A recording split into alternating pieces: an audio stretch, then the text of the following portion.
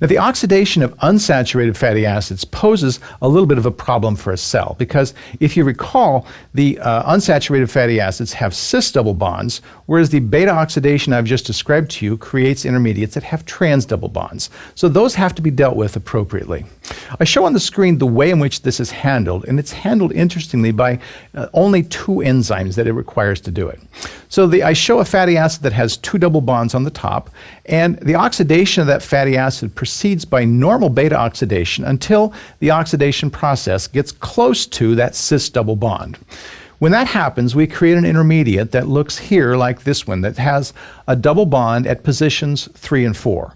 Now, you remember in the beta oxidation that the trans double bond was at positions 2 and 3, whereas we have a cis at positions 3 and 4 in this structure. Now, the cis 3,4 double bond in this is handled very easily by an enzyme called enoyl-CoA isomerase. The cis 3,4 double bond is converted to a trans 2,3 double bond. Now, that trans 2,3 double bond is an intermediate, normally in beta oxidation. We can see that happening right here. That bond is then metabolized and broken down, and two carbons are broken off just like has happened before in beta oxidation. After that two-carbon piece has been released, we start the process again of oxidizing what remains, and we get to an intermediate that has a trans 2,3 bond next to a cis 4,5. Now, this is getting a little techy, but the important thing is that the cell can't handle those. So rather than try to deal with those two, there's another enzyme that comes into play that starts to simplify that situation. And that enzyme is shown here. It's 2,4-dienoyl-CoA reductase, and it uses electrons because it has to do a reduction at this point in order to convert two double bonds into one double bond. And that's what this enzyme is doing. So it's converting the two double bonds that you see here into one double bond, and the one double bond is between carbons 3 and 4.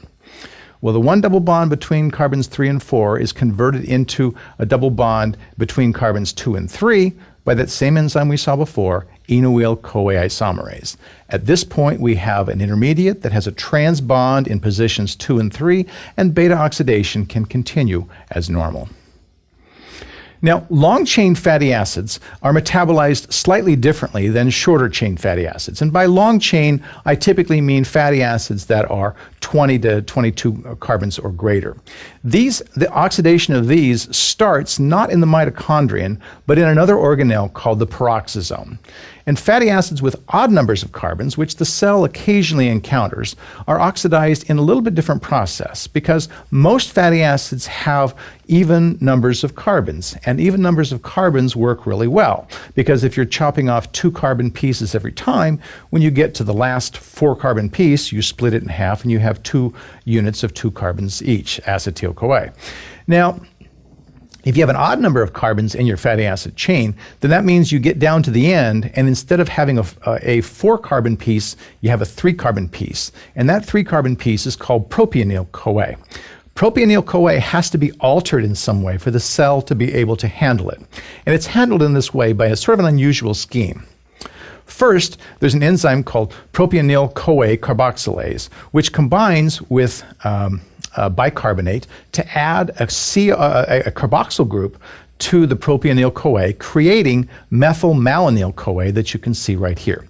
Now, you would think move forward from there, but the cell doesn't move forward from there. It actually interconverts the forms from the D to the L configuration before going forwards.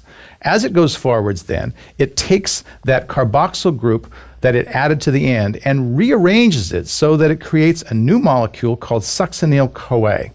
That enzyme that catalyzes this reaction is called methyl-malonyl-CoA mutase. Mouthful of a name, but this enzyme requires cobalt, and this enzyme requires vitamin B12. So it's one of the reasons that we have to have B12 in our diet because this reaction very much depends on it. Succinyl-CoA is an intermediate in the citric acid cycle and can be metabolized there.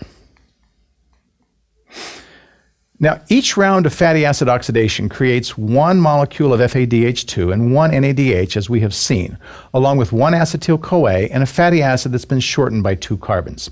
each acetyl-CoA that's released in the matrix of the mitochondria. And this is important because this is where the citric acid cycle actually uses those. So it doesn't have to go anywhere else.